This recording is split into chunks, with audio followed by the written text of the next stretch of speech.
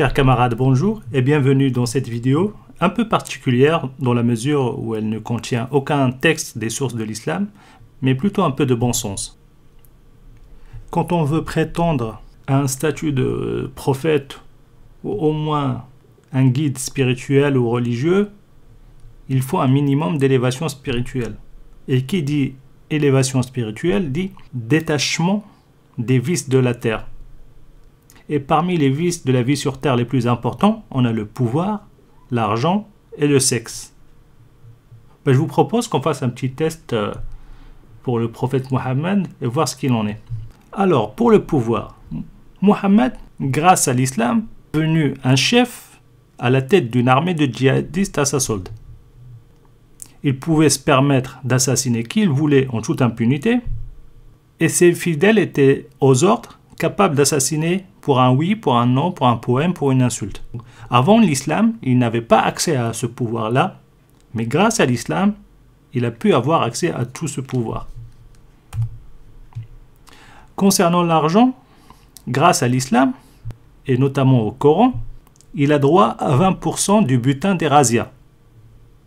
Donc à chaque fois qu'il faisait une razzia, qu'il y participe ou pas, il avait droit à 20%. Ça, c'est par décret coranique dans Surat Al-Anfal. Sachant qu'ils ont fait plus de 70 razzias en 10 ans, donc en moyenne une tous les 2 mois, et je vous laisse imaginer tout le butin qu'il a pris.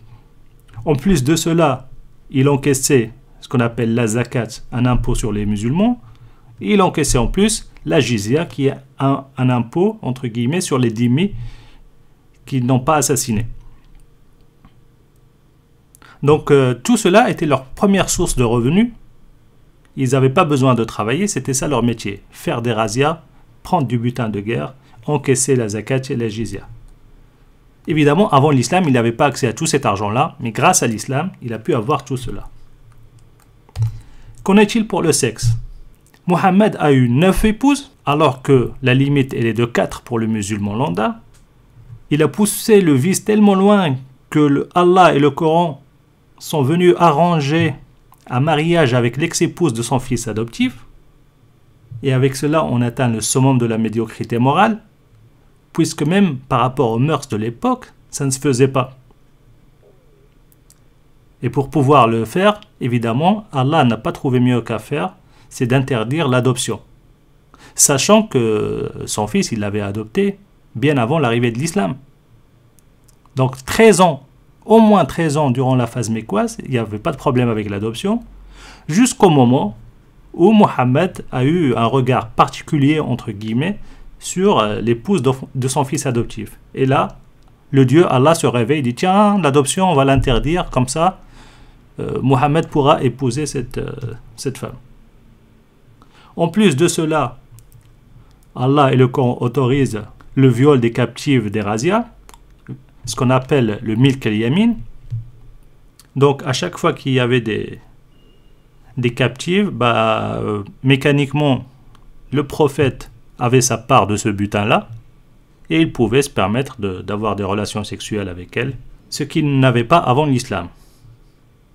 On rajoute à cela un privilège coranique exclusif qui consiste en fait à pouvoir coucher avec n'importe quelle croyante qui se donne à lui.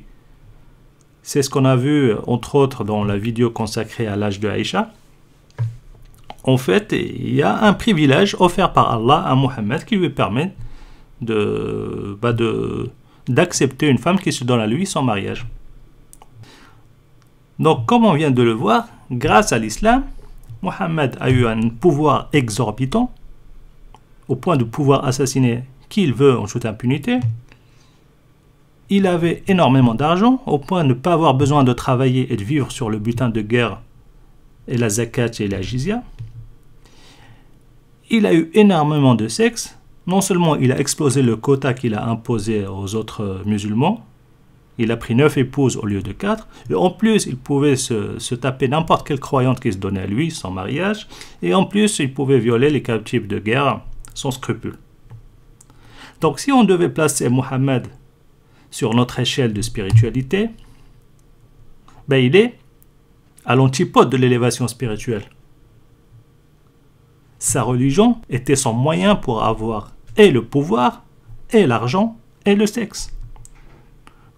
Il est tout à fait facile de conclure que Mohammed est un faux prophète.